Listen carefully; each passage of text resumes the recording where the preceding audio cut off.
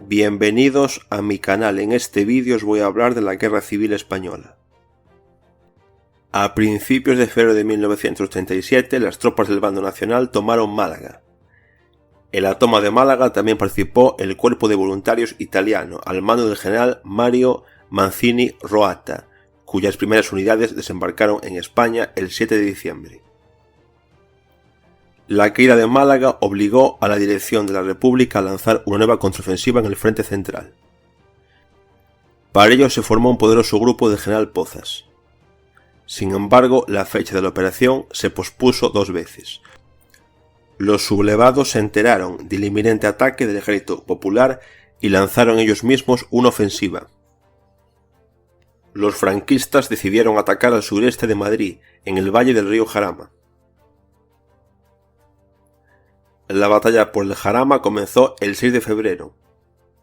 El grupo de avance de Varela utilizó por primera vez los cañones antiaéreos alemanes de 88 mm que más tarde se volvieron legendarios. Las primeras batallas fueron un gran éxito para las tropas nacionales.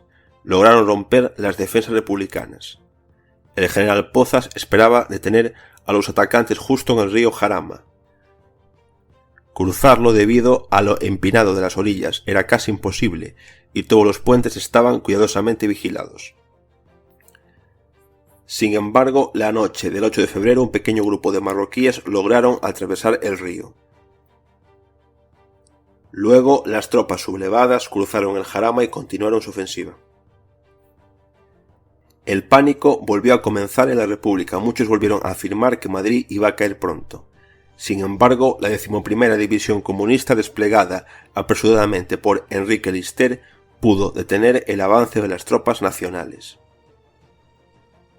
Pronto llegaron otros refuerzos al Jarama, incluidas brigadas internacionales.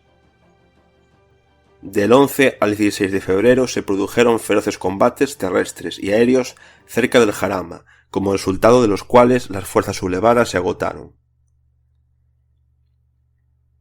En esto también jugó un papel importante la brigada blindada soviética del comandante de brigada Dmitri Pavlo Pavlov.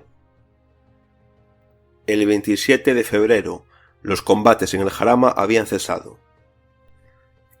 Los republicanos todavía no podían hacer retroceder a los sublevados más allá del Jarama. En la batalla murieron 20.000 soldados y oficiales de cada bando. Los italianos intentaron alterar el equilibrio de poder. Roatta, con el beneplácito de Mussolini, desarrolló una operación para capturar Madrid con el cuerpo de fuerzas voluntarias atacando desde el noreste a través de la localidad de Guadalajara. Para evidente disgusto de Franco y sus partidarios, a los españoles se les asignó un papel secundario en esta operación. Los arrogantes italianos pretendieron utilizar una sola división del bando nacional, bajo el mando del héroe de la defensa de Toledo, el general Moscardó. Los nacionalistas españoles estaban aún más indignados por las conversaciones de los italianos sobre el futuro de España. Tras la toma de Madrid, que consideraban cuestión de los próximos días, restaurarían la monarquía en los Pirineos, colocando en el trono a uno de los familiares del rey italiano Víctor Manuel III. De hecho, los fascistas italianos ya veían a España como parte de la nueva Italia de Mussolini. Al parecer, Roatta sobreestimó mucho la captura de Málaga en general y el papel de los italianos en ella en particular.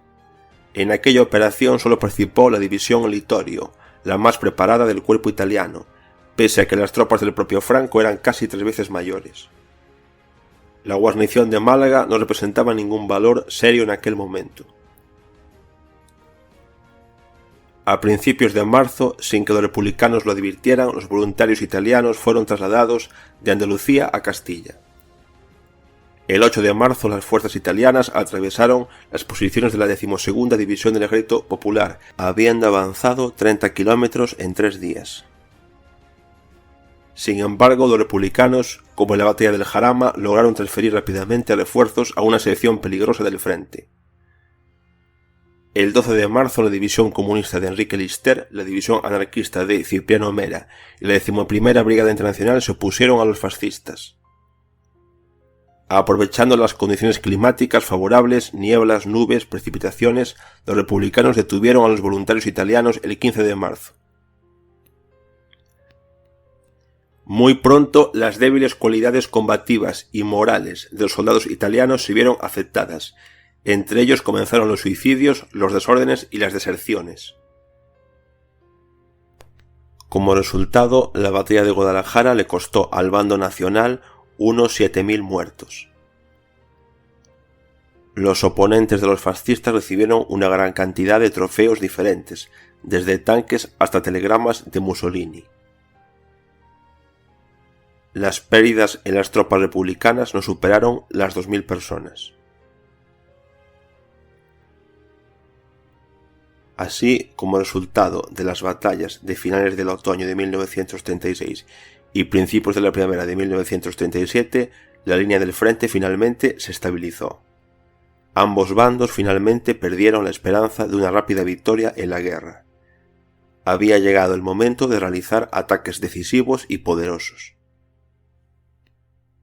A finales de marzo de 1937, Franco decide trasladar el peso de la guerra al frente norte, con el fin de capturar el norte republicano de España, formado por Asturias, Cantabria y el País Vasco. Por un lado, se trataba de una de las regiones más industrializadas de España. Por otro, el norte republicano estaba desunido y, por tanto, vulnerable. Los intentos de los mineros de Asturias de establecer al menos una interacción mínima entre las fuerzas armadas de las tres partes del norte encontraron el rechazo de los socialistas de Cantabria y la cortés negativa de los vascos, que no querían obedecer a los comunistas impíos. Los contactos entre el norte y el territorio principal de la República también fueron débiles. Los militares y políticos republicanos generalmente consideraban que el frente norte era insignificante y enviaban muy pocas armas, proyectiles y alimentos allí. El resultado de esto fue una escasez catastrófica en el norte, tanto de armas como de municiones y alimentos. Los residentes del norte apenas se salvaron del hambre gracias al suministro regular de ayuda humanitaria de Francia, Gran Bretaña y la Unión Soviética. El primer objetivo de los nacionalistas fue el País Vasco. El ejército del norte del general Mola contaba con 50.000 efectivos, 200 cañones, 150 aviones y 50 tanques. Los vascos del bando republicano contaban con solo 30.000 soldados y entre ellos varios oficiales, 60 cañones de pequeño calibre, 25 aviones y 12 tanques. De hecho, la defensa de la región estuvo a cargo del presidente del gobierno local, José Antonio Aguirre. La principal baza de los nacionalistas en las batallas por el País Vasco fue la superioridad aérea incondicional y abrumadora. Así, Mola afirmó: «Tengo la intención de terminar rápidamente la campaña en el norte. Si su sumisión no es inmediata, arrasaré el País Vasco». Que no eran palabras vacías lo demostró el primer día de la batalla, el 1 de abril, el antiguo pueblo vasco de Durango, con muchas iglesias y monasterios católicos, fue bombardeado, matando a casi 260 personas. Sin embargo, los vascos se aferraron al suelo con una fortaleza y un coraje increíbles. Solo después de una feroz batalla, el 4 de abril, Mola tomó la localidad de Ochandiano. El 26 de abril, pilotos alemanes e italianos de los Junkers 52 y Savoy SM-79, bajo las órdenes del mando de la Legión Cóndor, causaron una gran destrucción en la antigua y sagrada ciudad vasca de Guernica. Como resultado murieron hasta 900 personas, en su mayoría civiles. Es cierto que una parte importante de ellos murió no tanto por los ataques aéreos en sí, sino por el gran incendio que comenzó después por culpa de los bombardeos. Un nuevo golpe para los vascos fue la disminución del volumen de suministros de alimentos extranjeros, ya que el 6 de abril Mola anunció un bloqueo naval de las regiones del norte de la República.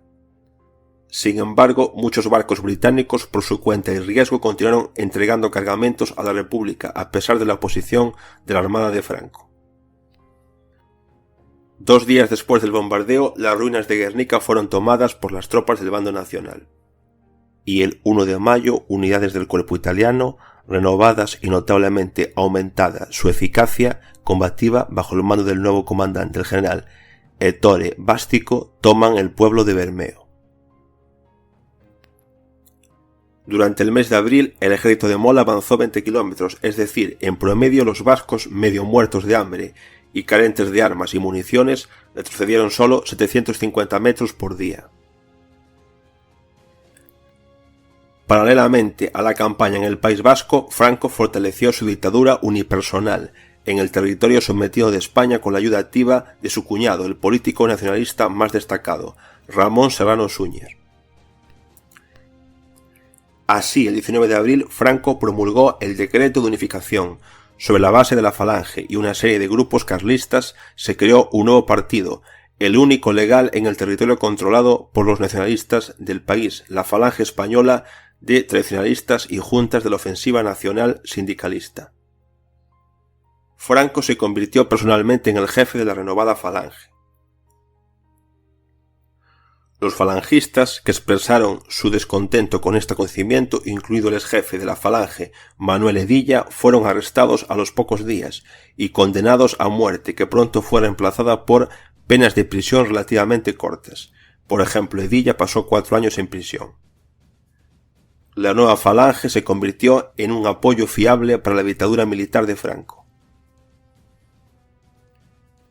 En la primera mitad de 1937 aumentaron las contradicciones entre la CNT, que era un sindicato anarquista, y el PON, Partido Obrero de Unificación Marxista, por un lado, los nacionalistas catalanes, el PSUC, de ideología comunista, y la Unión General de Trabajadores de Cataluña, un sindicato socialista, por el otro, en torno a las actitudes hacia la transformación económica, la organización de las Fuerzas Armadas y la estructura del poder.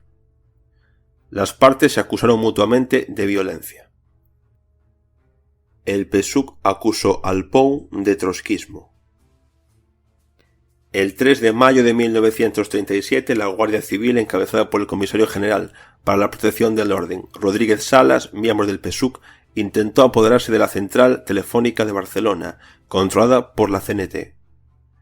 Esta acción no fue coordinada con el gobierno. Esto provocó un tiroteo e indignó a los trabajadores de la CNT, que se declararon en huelga, construyeron barricadas y bloquearon los objetivos de los nacionalistas y del PSUC. El PON se puso del lado de la CNT. Comenzaron así las peleas callejeras en Barcelona. El 5 de mayo llegó una delegación de la CNT y la UGT desde Valencia, donde tenía su sede el gobierno central de la República, e inició negociaciones para poner fin al conflicto. En la mañana del 6 de mayo, ambas centrales sindicales pidieron un alto al fuego. El 7 de mayo, las tropas gubernamentales entraron en Barcelona. Tras la llegada de las tropas, más de 300 miembros de la CNT y del PON fueron detenidos. Fueron acusados de organizar una rebelión.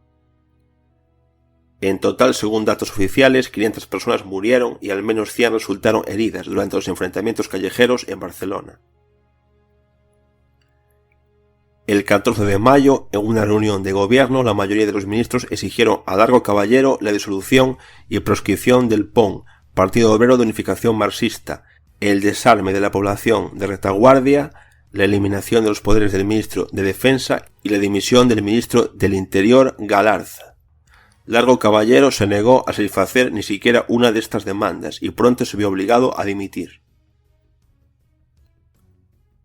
El 16 de mayo de 1937, el presidente Azaña nombró a Juan Negrín, miembro del Partido Socialista, presidente del Consejo de Ministros.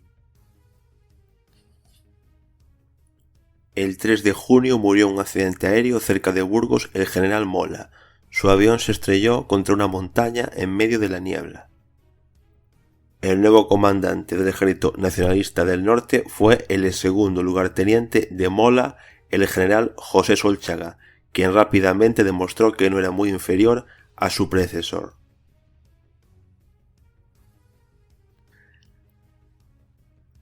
Negrín y Indalecio Prieto, que eran ministros de Defensa en el gobierno de Negrín, intentaron salvar el País Vasco retomando la ofensiva en el frente central, que había sido pospuesta debido a los acontecimientos de mayo en Barcelona. Sin embargo, las consecuencias de lanzar tropas por delante y por detrás llevaron al hecho de que los agentes de Franco descubrieron no solo el número de fuerzas republicanas, sino también la dirección de los ataques y tomaron las contramedidas adecuadas. Como resultado, el 27 de mayo, el cuerpo republicano del general Domingo Morione se trasladó a la ciudad de Segovia, controlada por los nacionalistas. Pronto fue detenido por las tropas del general Varela, cerca del pueblo de La Granja, durante las batallas en las que los republicanos perdieron un tercio de su personal, mientras que las pérdidas de los nacionalistas fueron insignificantes. El 10 de junio, el grupo de 15.000 efectivos del Ejército Popular de General Pozas, sabiendo que los esperaban cerca de Zaragoza, lanzó una ofensiva en el frente aragonés hacia la localidad de Huesca. El 23 de junio, las batallas por Huesca terminaron en una siniestra derrota para la República. Habiendo perdido el 40% de sus combatientes en la batalla, no pudieron lograr ningún éxito. Los nacionalistas continuaron su exitosa ofensiva en el País Vasco. El 13 de junio, las brigadas de los Requetés navarros, una fuerza paramilitar de voluntarios carlista, se acercaron al arrabal de Bilbao. Comenzó la batalla por la capital vasca. Los días 19 y 20 de junio, nacionalistas y voluntarios italianos finalmente tomaron la desierta ciudad de Bilbao. La mayoría de sus habitantes huyeron de la ciudad. El gobierno de Aguirre también se trasladó a Santander. La autonomía del País Vasco fue inmediatamente abolida por decreto del caudillo.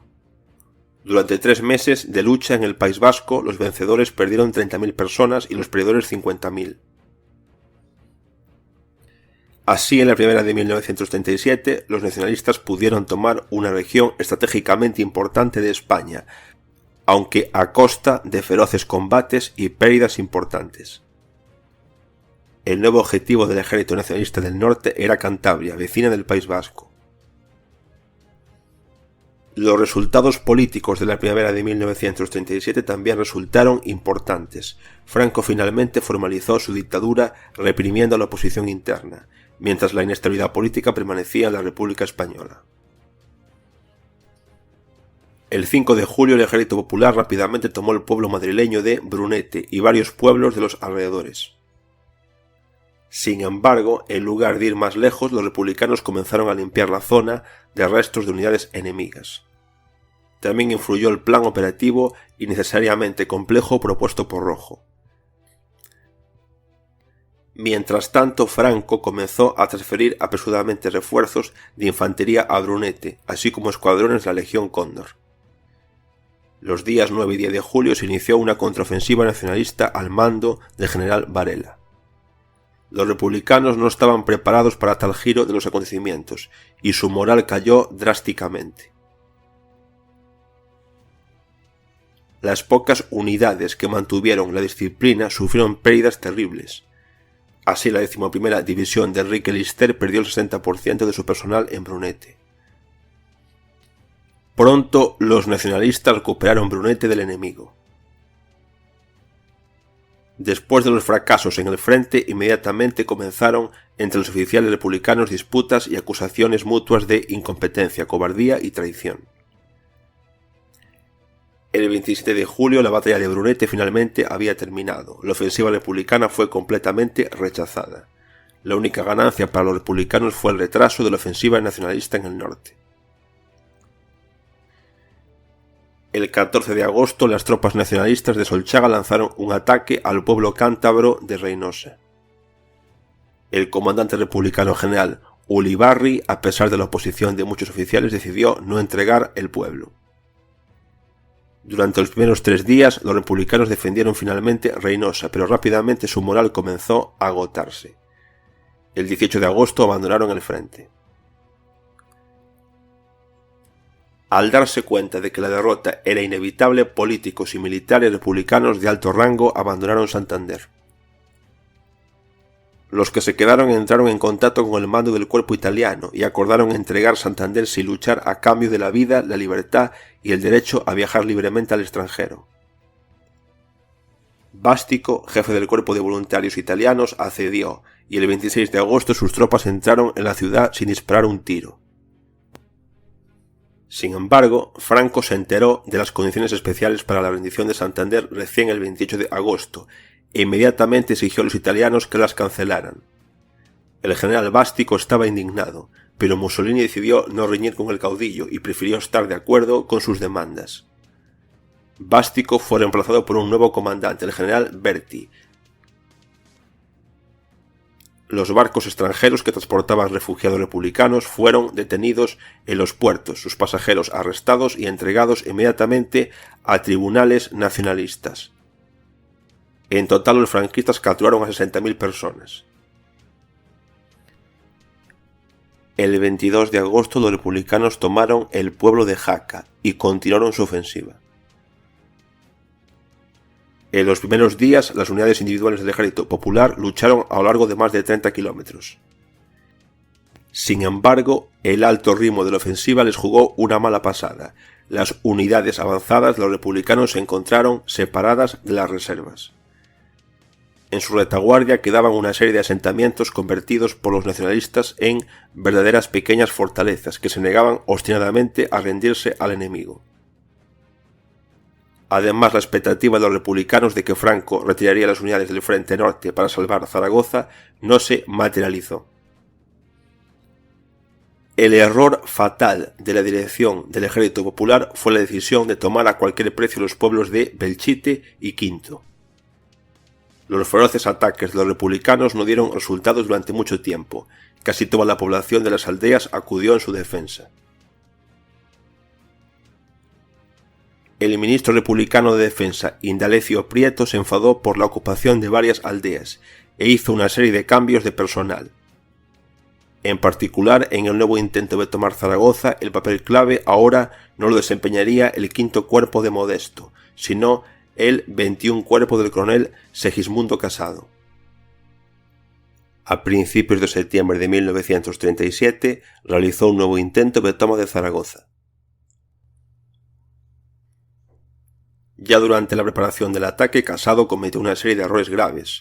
Tomó un número extremadamente pequeño de infantería, no preparó adecuadamente a su ejército y descuidó los datos de inteligencia. Sus principales esperanzas estaban puestas en los últimos tanques soviéticos de alta velocidad BT-5. Sin embargo, antes del ataque enemigo, los nacionalistas abrieron las compuertas de los canales de riego que fluyen desde el río Cinca. El árido valle aragonés se convirtió en un lago y el BT-5 perdió su carta de triunfo. Además, las unidades de infantería y artillería rápidamente quedaron atrás de los tanques. Durante 2 días de combate, el ejército de Casado perdió más de 20 tanques y 1000 soldados en intentos inútiles de abrirse paso hacia Zaragoza. El 7 de septiembre la batalla había terminado. Como resultado, durante la ofensiva de Zaragoza, los republicanos repitieron los errores de la batalla de Brunete. Sus pérdidas ascendieron a 30.000 soldados y oficiales muertos y heridos, mientras que los nacionalistas perdieron 1,5 veces menos personas. Tras una victoria táctica en Aragón, los nacionalistas lanzaron una nueva ofensiva en el norte, hacia Asturias, el 1 de septiembre de 1937.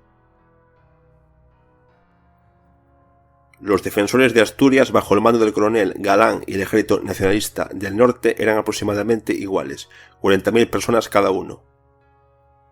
Entonces, en tecnología, la superioridad de los franquistas era innegable. Los republicanos podían contrarrestar sus 100 unidades de vehículos blindados, 250 aviones y 250 unidades de artillería, con 80 cañones, 20 aviones y varios tanques caseros. Sin embargo, los asturianos no iban a darse por vencidos. El jefe del gobierno regional, Consejo Soberano de Asturias y León, el socialista Bellarmino Tomás, movilizó a casi todos los hombres para la defensa de la región. Las familias de las personas sospechosas de apoyar a los nacionalistas fueron tomadas inmediatamente como rehenes. Las tropas del coronel Galán también lucharon desesperadamente. En las primeras 5 semanas de combates permitieron al enemigo avanzar solo entre 10 y 12 kilómetros de profundidad en su territorio. Recién el 21 de octubre, las tropas de Solchaga tomaron el último bastión de los republicanos en el norte, la ciudad de Gijón. Hasta 30.000 asturianos libraron durante otros 6 meses una guerra de guerrillas contra los nacionalistas. La campaña de guerra en el norte terminó con una victoria incondicional de los nacionalistas. Se las arreglaron para capturar el norte de España, económicamente importante, y ahora controlaban más de la mitad de la población y el territorio de España. A finales de 1937 la ventaja nacionalista en la guerra se hizo evidente.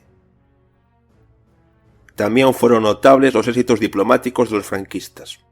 Más de 20 estados, incluidos Hungría, Polonia, Bélgica, Ciudad del Vaticano, etc., los reconocieron como autoridad española legítima a finales de 1937.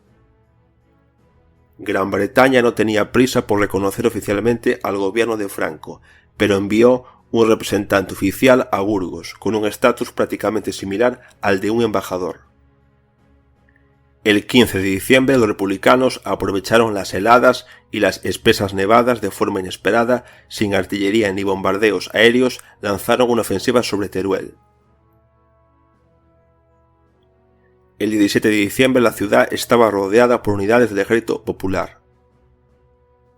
La confusión se sintió en el cuartel general de Franco y en el cuartel general de su ejército. Los asesores militares alemanes sugirieron que Franco respondiera a los republicanos con un golpe en el frente central, pero decidió liberar a Teruel. El 20 de diciembre fueron enviados al rescate de los sitiados grupos de tropas de los generales Aranda y Varela.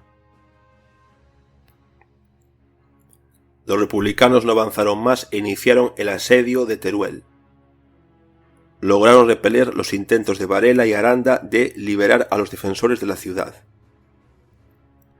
El 7 de enero de 1938 el coronel nacionalista Rey de Harcourt se vio obligado a capitular y rendirse con los restos de la guarnición al enemigo.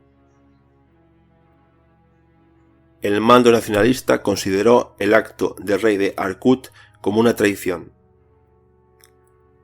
La captura de Teruel provocó quizás la última gran ola de optimismo de la República Española. Aquí finaliza este vídeo. Gracias por haberlo visto y nos vemos en mi próximo vídeo.